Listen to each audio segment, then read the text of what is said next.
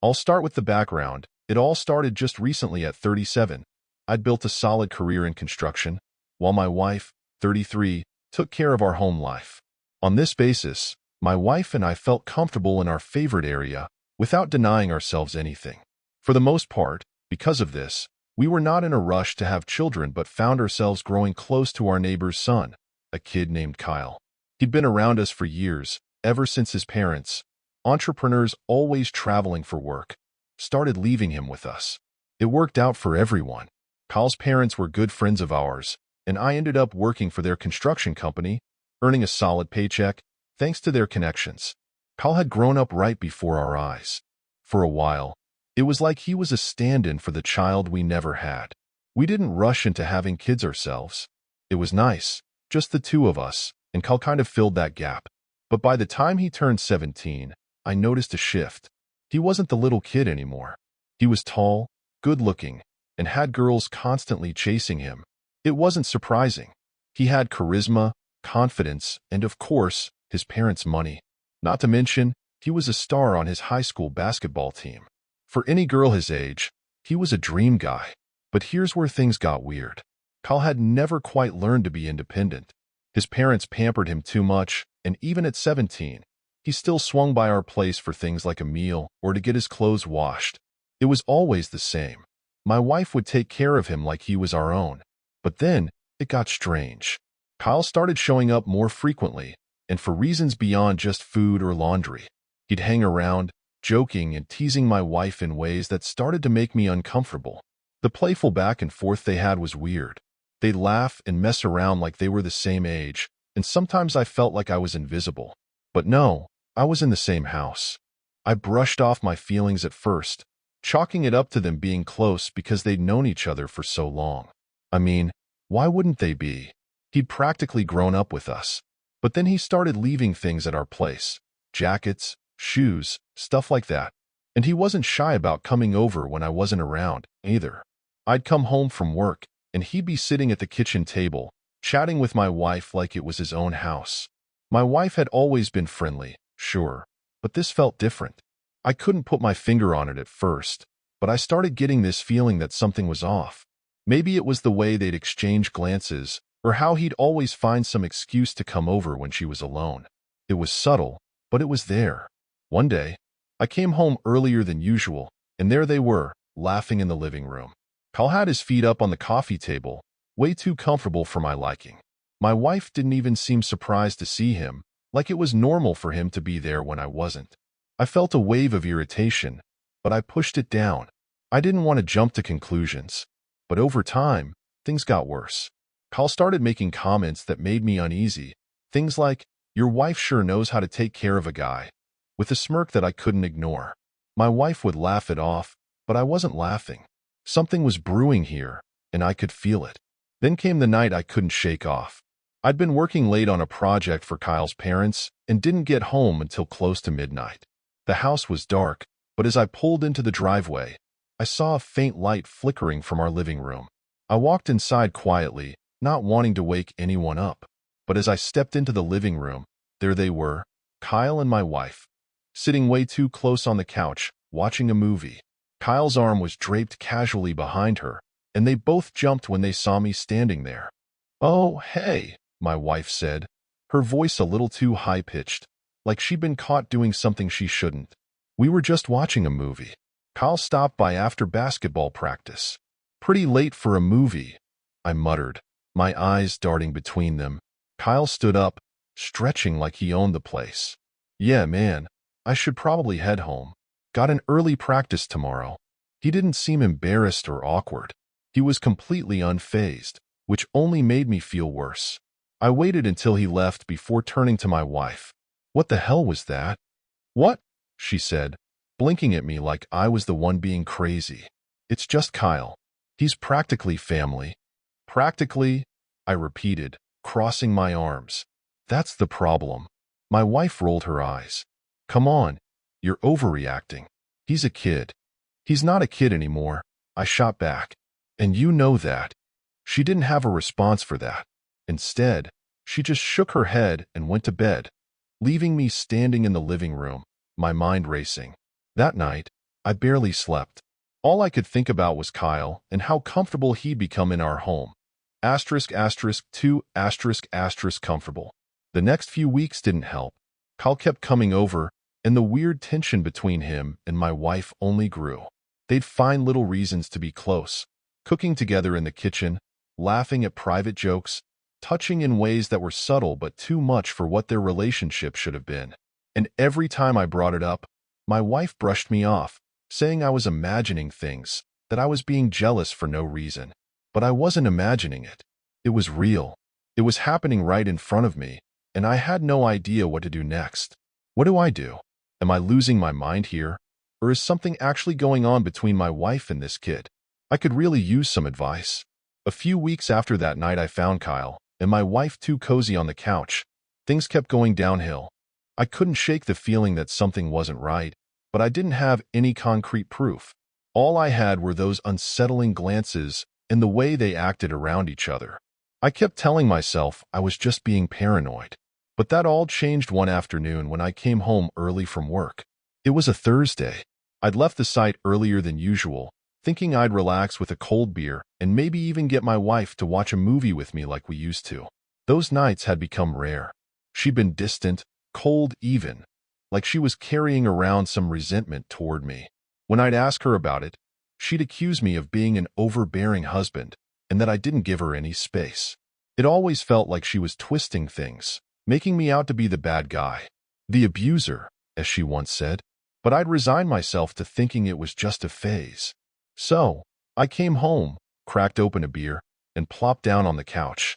I grabbed the remote and turned on the TV, flipping through the channels aimlessly, hoping for something to take my mind off the tension that had settled into our house.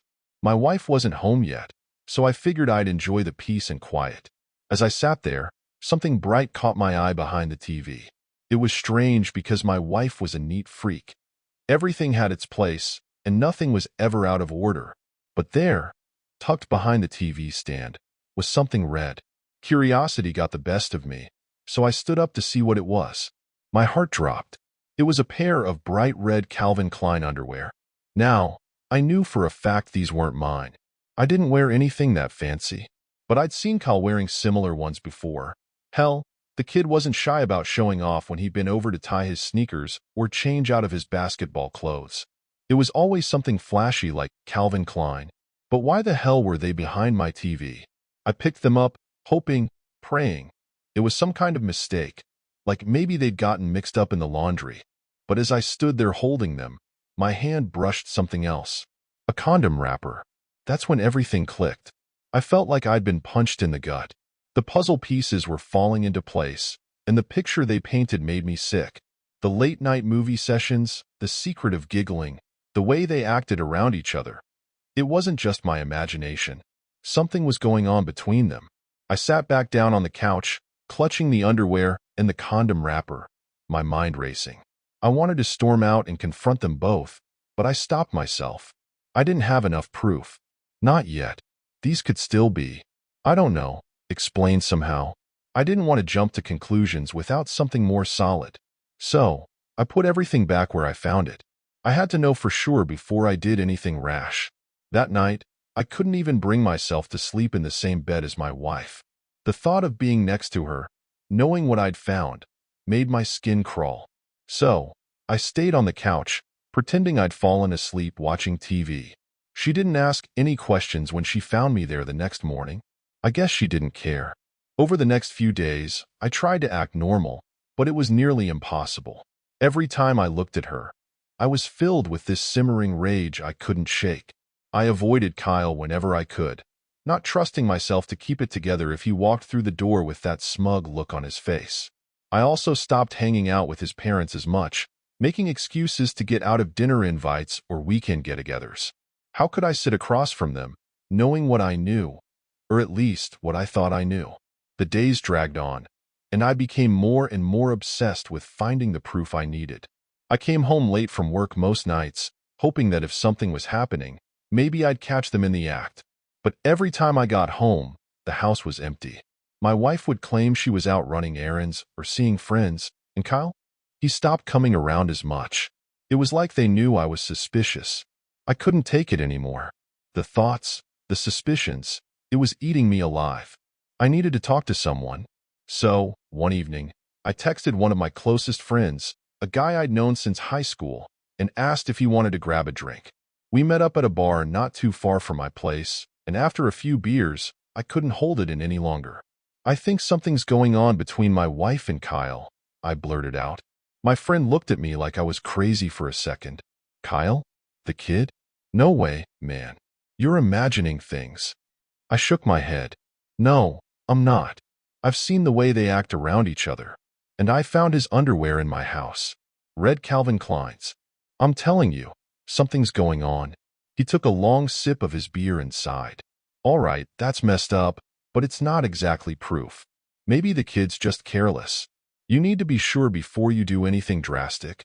"I know that," I said, my hands gripping the bottle tight. "But I've got nothing else. No real evidence." He leaned back in his chair, thinking for a moment. "Here's what you need to do. You gotta catch them red-handed. Set a trap or something. Maybe start coming home at random times. Say you're going out of town for work or something, but come back early. They'll slip up eventually." I nodded, feeling a bit of hope. "Yeah, that's not a bad idea. I've got a job coming up next week that's out of town. I could use that." "Exactly," my friend said, clinking his beer bottle against mine. "And if you're right, you'll have everything you need. If not, then at least you'll know you're just being paranoid." But deep down, I knew I wasn't being paranoid. Something was happening. And now, I had a plan. I went home that night, determined to figure out the truth. My wife was already in bed when I got in, and I stood there for a moment, staring at her. She looked so peaceful, so innocent. But the image of those red underwear burned in my mind. I climbed into bed next to her, but I didn't sleep.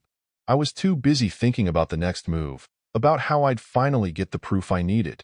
But at that moment, I felt more alone than I ever had before. The woman I thought I knew, the life I thought we had, it all felt like a lie. I wanted to hear advice from him and how I should proceed further since I had no more evidence or clues about the betrayal. The day of my so-called business trip finally arrived. I had told my wife I had to go to another city for work, acting as casual as possible when I left the house that morning. She didn't know the truth, that the entire trip was just an excuse, a setup. I wasn't going anywhere far. In fact, I'd taken the day off, and my plan was simple. I'd leave the house, drive around for a while, grab a coffee, and wait for the right moment to return. I needed to see for myself if my suspicions about her and Kyle were true. It wasn't even that I wanted to catch her in the act. No, I needed to. I needed that final confirmation, the undeniable proof to prove I wasn't just going crazy. Kyle had a day off from school, so the timing couldn't have been better, or worse, depending on how you look at it.